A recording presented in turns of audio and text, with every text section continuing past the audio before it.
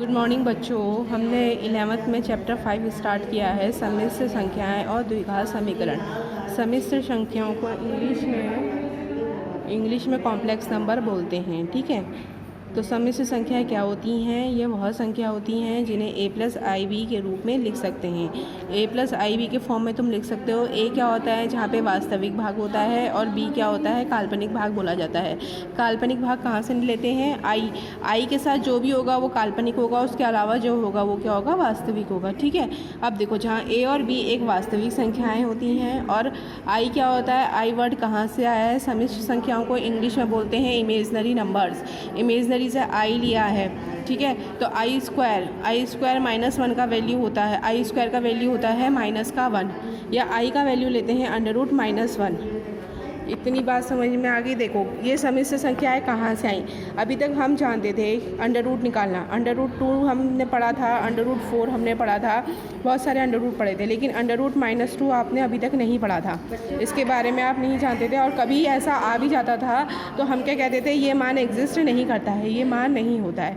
But अब class 11th में आप पढ़ेंगे, जब अंडर रूट के अंदर माइनस आ जाता है, जैसे अंडर रूट के अंदर -2 आ गया, तो हम इसको क्या लिख सकते हैं? √2 इंटू -1 इज़ इक्वल टू ये हो जाएगा √2 इंटू √-1।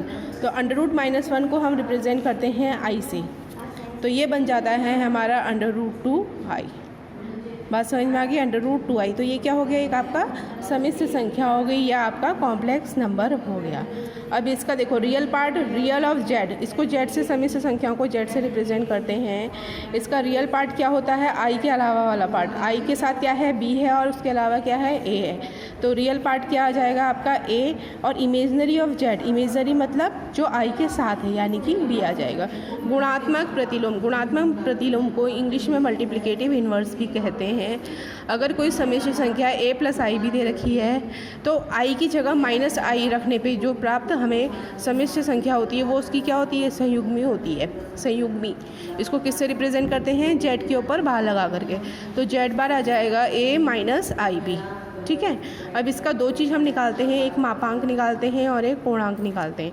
मापांक क्या होता है? अंडर रूट के अंदर दोनों के वास्तविक भाग के a और b, इन दोनों को स्क्वायरिंग एंड एडिंग कर लेंगे अंडर रूट के अंदर। अब गुणात्मक प्रतिलोम क्या होता है?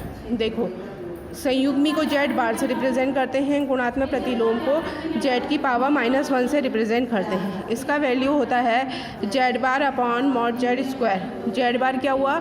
माइनस का i रख के प्राप्त होता है, और मॉड z स्क्वायर क्या हो जाएगा? a square plus b square. अगर मैं इसी का संयुग्मी लिखूँ तो यहाँ पे क्या आ जाएगा इसका संयुग्मी?